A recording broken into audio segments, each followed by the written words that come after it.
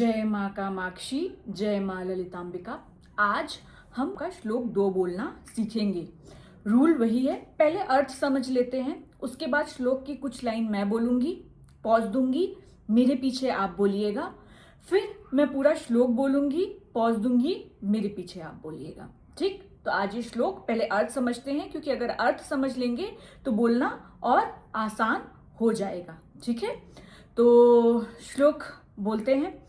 उद्यद् भानु सहस्राभा चतुर्बाहु समन्विता रागस्वरूप पाषाढ्या क्रोधाकारांकुशोज्ज्वला।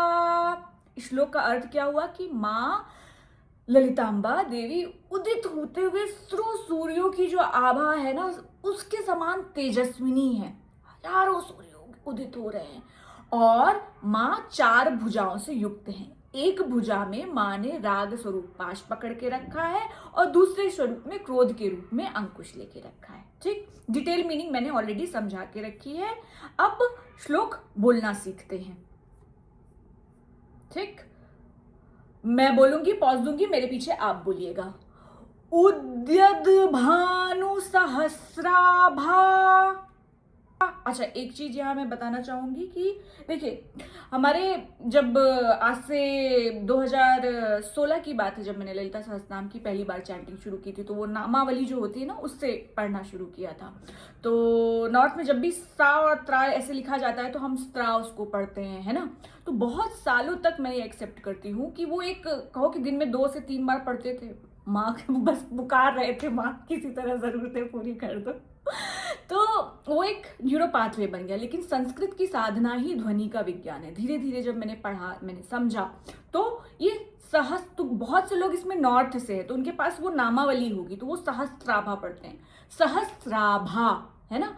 और अभी भी कुछ टाइम, क्योंकि प्रैक्टिस वैसे उतने सालों की, आज 10 साल की बन गई है, लेकिन ध्वनि ही साधना है संस्कृत में। बोले मेरे साथ, चतुर्बाहु समन्विता राग स्वरूप पाषाढ्या रागस्वरूप पाषाढ्या क्रोधाकारांकुशोज्ज्वला।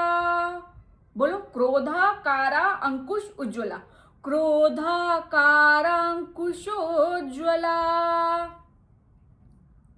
ठीक, अब इसमें छंद कौन सा है? अनुष्टुप छंद है। मैंने श्लोक 2 पहले सिखाया था, लेकिन फिर मुझे लगा कि और डिटेल में भी इसको बताया जा सकता है। इसमें अलंकार कौन सा है?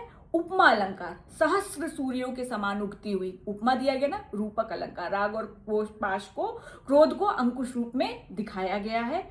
और अल्प प्राण क्या होता है? जहां कम वायु बोलने में लगती है, तो भानु हल्का। महाप्राण जहां ज्यादा आपको जोर लगे, भा ध, ये जो है जिसमें ज्यादा आपको प्राण जाए। और रिस तो छोटी मात्रा, जो जहां पे आ ई उ और बड़ा आ, भानु बा आ, है ना, तो वो दीर्घ है।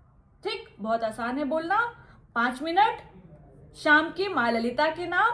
और आगे हम श्लोक 3 को बोलना सीखेंगे। और इस श्लोक का जो अर्थ क्या है? माँ उगते हुए सूर्यों के समान, हजारों उगते हुए सूर्यों के समान उनकी आभा है, और माँ के 2 हाथ हैं। आगे के 2 हाथ नेक्स्ट वाले श्लोक में हम कि क्या पकड़ा हुआ है वाणी।